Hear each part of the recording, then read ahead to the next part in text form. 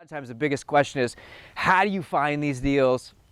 How do you fund these deals? And how do the numbers work? How do I know, how do you run the numbers on these type of properties? So whether you're brand new or you have a little bit of experience, I want to kind of go through that aspect of it, because that's usually a lot of the unknowns, especially new investors don't totally get. So first and foremost, I want you to kind of just tell the story of how you found the deal. We'll get into the numbers in just a second, but tell us the story how you found the deal. This is one of the word of mouth deals. Family actually had an employee that had inherited the house. She lived here her entire life, and she didn't have enough money for the repairs, like need a new roof and a lot of big expenses that they just couldn't keep up with. And she was like, I don't want to deal with it anymore. And because my family knew what what Josh and I do and what we're involved in, she was like, hey, is your daughter still looking for a house, or is she still in real estate? And so we got connected, and we actually considered wholesaling first. But once, Josh and I were looking at the numbers, we're like, there's enough room for us to kind of mess up on our first rehab that we There's definitely enough room here. Yeah. So we can still do okay. So we just went for it.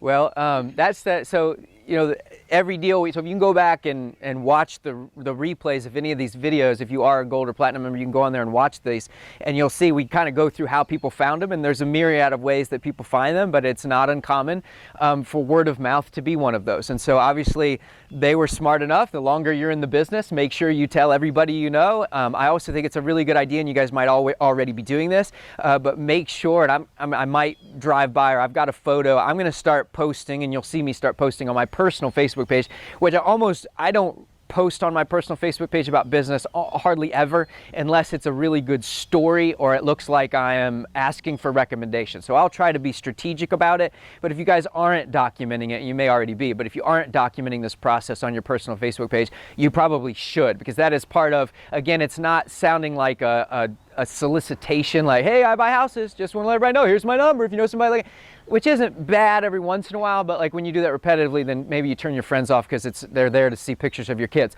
But when you're actually documenting the process and telling a story, and like, hey, what color do you guys like? I'm going to post one of the house he wholesaled me and say, hey, what color scheme do you think we should go with this? I really need your guys' advice. Like, kind of getting that kind of feedback. Now you're kind of like telling people you're renovating houses, you're telling people you're in the real estate business without being so overtly salesy about it. And so it makes a lot of sense to document it, because that does give you that chance to let people know you're in that real estate business, because clearly them just letting people know that that's what they do is going to pay off very, very handsomely for them, as you'll see when we go through the numbers.